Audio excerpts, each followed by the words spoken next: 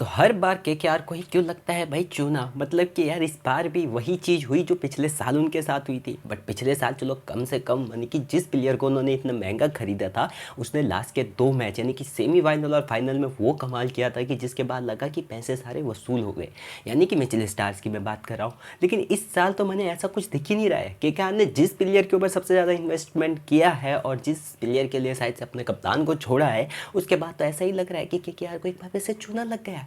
अब ये चूना ऐसे लगा है कि जहाँ पे कि केकेआर ने पिछले साल की अगर मैं बात करूँ तो मिचेल स्टार्स को इतना महंगा खरीदा था कि शुरुआत के मैचेस में तो मिचेल स्टार्स को बाहर करने तक की नौबत आ गई थी।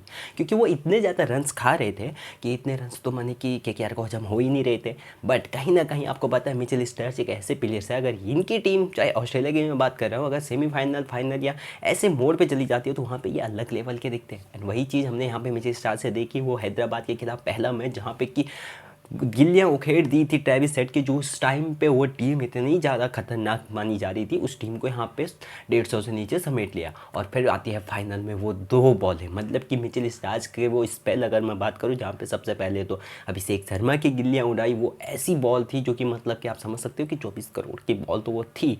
बट इस बार की अगर मैं बात करूँ तो केकेआर को लास्ट सीजन जिताने वाले शेष अय्यर इस बार उस टीम में नहीं है। उन्होंने उनको ड्रॉप कर लिया है, जहाँ पे कि वेंकटेश अय्यर को इस बार सबसे महंगा उन्होंने लिया था। बट वेंकटेश अय्यर ने जितना महंगा माने उन्हें खरीदा गया उतने तो अभी तक रन्स भी नहीं बने हैं, क्योंकि एक ही अच्छी इनिंग्स आई थी उनसे, लेकिन उसके बाद तो सिर्फ बल्ले चल रहे हैं और कहीं ना कहीं वेंकटेश वापस पवेलियन आ रही है। अब तो ये भी हो सकता है कि कहीं ना कहीं आप चेंजेस के तरफ देख सकते हो कि क्या हमें चेंज करना चाहिए या फिर पोजीशन चेंज करनी चाहिए कि वेंकटेश नीचे ऊपर कहाँ पे खिलाएं, क्योंकि वेंकटेश की फॉर्म उनके लिए काफ़ी ज़्यादा इंपॉर्टेंट है।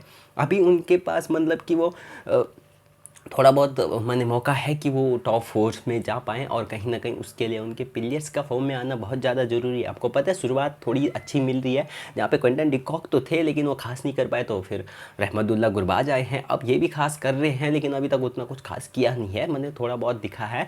बट कहीं ना कहीं अगर मैं बात करूँ तो वेंकटेश अय्यर जो कि बीच में इनके लिए सबसे ज़्यादा रन्स बनाने वाले थे, बट वो इस बार कुछ फॉर्म में नहीं है। फिर नीचे इनके पास बल्लेबाजी है, गेंदबाजी देखिए उतनी खास नहीं है। कल का मैच भले ही जीत गए हो बट कहीं ना कहीं वेंकटेश के खिलाफ कुछ ना कुछ तो सोचना पड़ेगा। आखिर ये चूना हमें ही क्यों लगता है, यही तो सोच ही रहे होंगे कहीं ना कहीं। अब ये भी हो सकता है कि उनकी जगह किसी और को मौका दिया जाए, क्योंकि केकेआर ने अपने बहुत सारे मैच सिर्फ अगर देखा जाए तो मिडिल ऑर्डर्स में ही गंवाए हैं, क्योंकि वहाँ पे उन्हें वो अच्छी पार्टनरशिप नहीं मिली है। विकेट्स वहाँ पे एक के बाद एक जाते रहे हैं और रसल की बल्लेबाजी की अगर मैं बात करूँ तो वो भी इतनी खास इस सीज़न हमें देखने को नहीं मिली है। मैंने कुछ बड़े नाम हैं जिनके कारनामे बड़े थे बट वो इस बार दिखे नहीं है, जैसे कि ट्रेविस हेड भी इस बार शांति बैठे हैं। तो आपको क्या लगता है कि क्या केकेआर को यहाँ पे ड्रॉप करना चाहिए वेंकटेश को या फिर पोजीशन चेंज करनी चाहिए? कमेंट डाउन, हम मिलते हैं आपको अगली वीडियो में।